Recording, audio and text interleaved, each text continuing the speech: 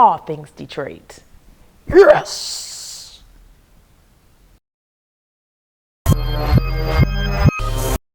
Hey, Elle, I just wanted to ask you a little bit about your style of music. My music in the past has been a combination of neo soul, jazz, and R&B, but I've been in the studio lately and it is easily going to become more R&B, straight R&B, and a mix between R&B pop kind of, very new and relevant and good. Okay, and when is your new project going to be launching? We don't have a date, but I've been in the studio and we're recording. If you're interested in submitting music, please go to lrenee.net. That's LRENEE.net, and email my management team from there. We're even accepting country music, excuse me. We're open to everything good. Okay. Anything you want to tell our viewers? Yes, I can't wait to see you at a show. Come see me. Who would you say has been some of the people in the industry that's given you good advice? Kim, definitely. Kim is my mentor. He signed me to his label, Chemistry Records, and he released a song titled Don't Say Goodbye, and actually put the song on his own album, which reached to the top 10 Billboard charting albums for R&B albums in 2015, which is amazing. A lot of people don't do that. It seems that it's a little bit difficult for another artist to help another artist out, but Kim's not really like that. So he would definitely have to be my first one. And then I've caught little tidbits of inspiration from people along the way. I remember a concert in, it had to be Los Angeles. I want to say it was Los Angeles, and Angela Bassett was walking past, and she gives me a high five and says, "Girl, you did that." Won't ever forget that. Tom Joyner, Kim took me to perform with him on Tom Joyner's. He has this red velvet cake room or something like that. I hate the fact that I don't remember the exact name. But anyway, we're in there singing, and I sing the duet with Kim. And then after it's over with, Tom Joyner goes, "Who is that?" Yes, winning. That was an amazing moment. Another fantastic moment. Ron Isley was on a Christmas tour that Kim put together, and he walks over to the background vocalist and says, "You can sing." And then he tells everybody, like, "Yeah, all y'all can sing, but you can sing," pointing to me. I couldn't believe it. I'll never forget that. And the list continues to go on and on. I just pick up little tidbits from people along the way to help keep me encouraged, because being an entrepreneur is tough, let me tell you. But you have to make sure that you focus on the good things.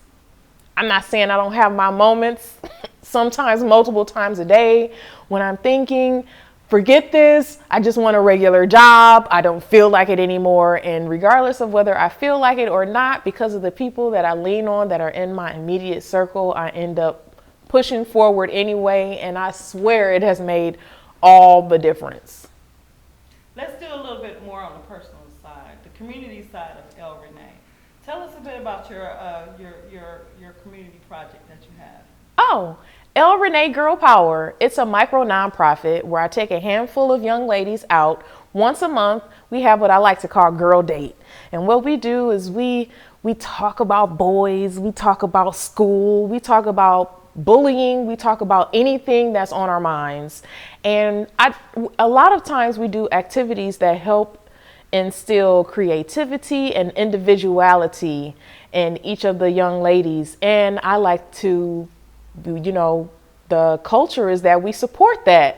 So every month we're going out, we're hanging out, we're cultivating relationships with each other. And when they graduate from high school, I give them a stipend towards higher education. Giving is the gift. I really have come to understand that. That's what Girl Power is about. As a community project, CityTalk, of course, has been doing this for quite a while now. And we want to show the positive side, and that's what we've been doing.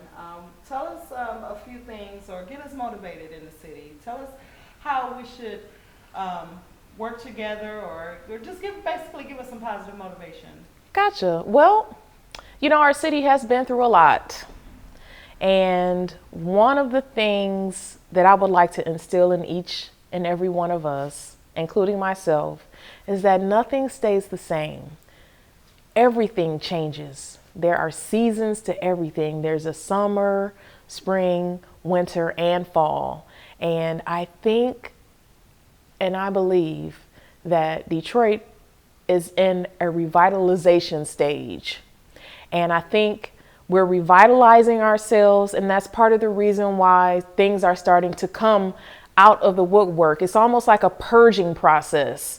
So just like New Yorkers are excited about where they're from through the ups and downs of their city, and Chicago, and any other major city that has been through anything that would be considered a crisis, I think Detroit is definitely one of those places where, as long as we stick together and we let our voices be heard, that I think we are going to have an amazing city. The turnaround is already prevalent. All we need to do is make sure that we hold on. So if you had to choose an artist, what are some of your dream artists to work with? Ooh, I want to work with Stevie Wonder. I want to work with Pharrell. I want to work more closely with my boss and mentor, Kim, which I'm excited to say that may be closer than farther away these days. Beyonce would be the bomb. Kendrick Lamar. Oh my God, I would love to work with him. I just want to go see Jeezy. He doesn't have to be on the song with me. I love him. So yeah, that's just to name a few. J. Cole, I think he's amazing. Yeah. I have appreciation for anyone that is unapologetically themselves. So with that being said, I want to work with anybody that has that type of kindred spirit. That's something that I'm aspiring more to be and trying to cultivate in myself. It's at a point now, at least, where I don't even care if anyone's around. I'll burst into song loudly. I don't care. I will dance. And that, even though some people frown upon it, I think there's a certain freedom in that. And it's contagious. Just like smiling. When you smile at somebody, even if they're mad, it's hard for somebody to look at a smiling face. A genuine, authentic smile and not smile back. So you guys released the lyric video to Don't Say Goodbye. Yes. When will we get an actual video? I don't know.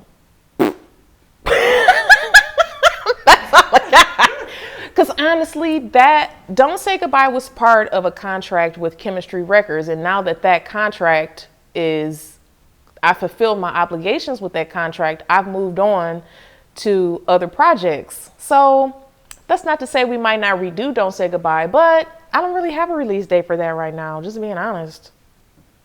So, what are some of your top songs to perform? Oh, one that melts my heart every time is Whitney Houston's I Have Nothing. That song resonates with me because it absolutely describes how I feel about my fans. They are the reason why I can pay my bills. Let's just be straightforward with it. I can pay my bills and I can do something that I would probably do even if I wasn't getting paid. Because honestly, I've done it before and not gotten paid. And I'm traveling the world and I'm more than just surviving, I'm thriving. And the traction is continuing to get stronger and my fan base is growing. And it's just, I don't know, to see the dream formulating before my eyes, and it's all because of me being myself. I mean, that just moves me to tears every time. I don't need to talk about any other songs. That one is the one. So, with you having such a busy schedule, recording, traveling, when do you make make time, or how hard is it? Matter of fact, how do you juggle work, family, and just all the relationships in your life? That is a good question. I have to say that I haven't been perfect when it comes to that because I'm so driven and ambitious. And I do realize that being absent is only acceptable for so long, but I will have to acknowledge the fact that the people that are in my immediate circle are very supportive and they're very loving. And I don't take that for granted. So any chance that I get, I spend it with them. So, like, what is your writing process like? I have a lot of different kinds. But I do find that I'm most inspired when I'm driving. I've heard other writers talk about that too. I think there's something in taking your mind off of the process of writing that allows the creativity to flow. So sometimes I start with a line, maybe something that happened throughout the day, and I'm talking to myself and I'm saying to myself, ooh, that will make a great lyric. I may write it down or say it in my cell phone on the voice recorder. Or sometimes I start with music that has already been produced. And that technically is my favorite way to write. So I'll do that. Sometimes, but very rarely do I hear the melody and the lyrics first and then go to someone else and ask them to create music around it. So anyway, yeah, that's my process. I haven't actually written anything in a long time though. So I don't know, maybe I need somebody to break my heart. I don't know. Have I ever tried producing myself? Yes. And it turned out pretty good. Actually great. I just have never published it. We'll see if it makes its way onto a couple of projects coming up. When it comes to the working with another producer, I'm really hands off because I like the collaborative effort. I like adding to what is there. And I like having music that sets the tone, and then it's kind of weird, but I can kind of hear the track will speak to me. It will say an emotion, and then I'll just try to articulate it. I guess maybe it comes easily because of being a performer. It's almost like I'm interpreting what the track is saying, and I'm finding a way to express that lyrically and melodically. Yeah. Thank you for asking that question because I never thought about it that technically before. So, who is like the one person that you just mesh with perfectly when you get in the studio? Like somebody, like you just have perfect chemistry as far as writing, brainstorming, producing, just everything. I haven't found that person yet.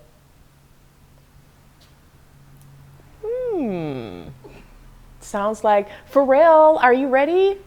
Boo, I'm gonna call you. No. I mean, I don't know. I don't have anyone that is always perfect. And I think that's just because something inside of me, I get nervous or I get anxious. So, I don't know. We'll see what happens in the future. I'm open to it happening. And when I have the person's name, I'll make sure that I text you.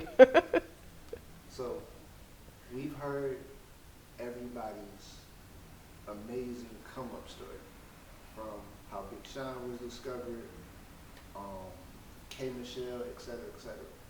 How were you discovered by Kim?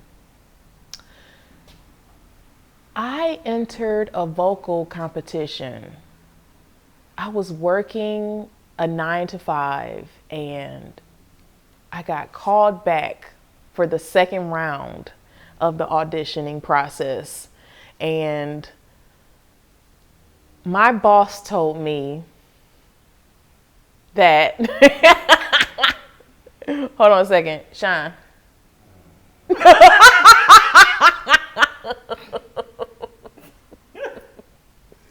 Okay.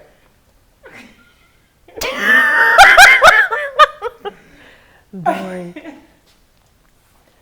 Okay, so I entered a vocal competition and I was working a 9 to 5 at the time, right? So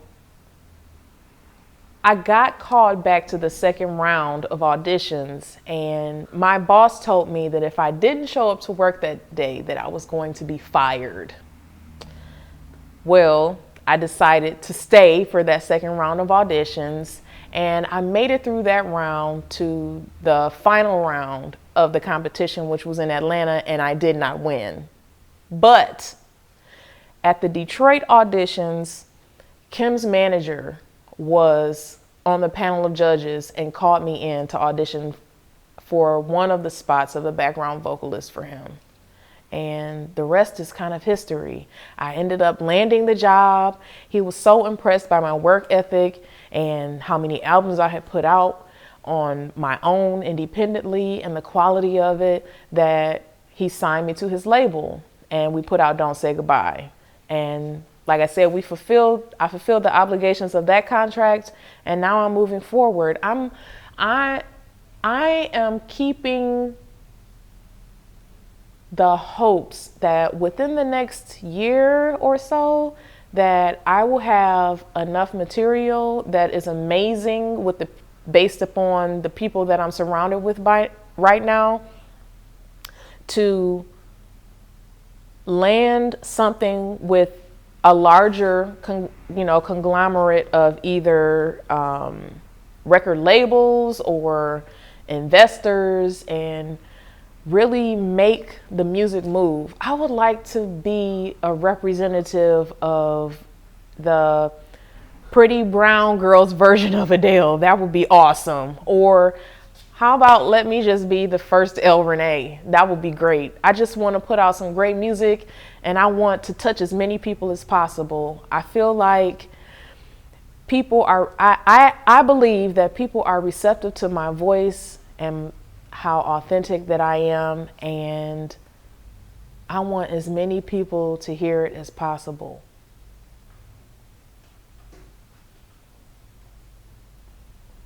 Sounds good. Sounds good. Okay. So- Well, we're gonna go ahead and wrap it up. One more question. So, like, just based on your content of music, you seem more like a neo-soul artist. So, in your, like, repertoire of producers, right, do you have any younger producers that are creating more of a modern sound for you? I do. And stay tuned.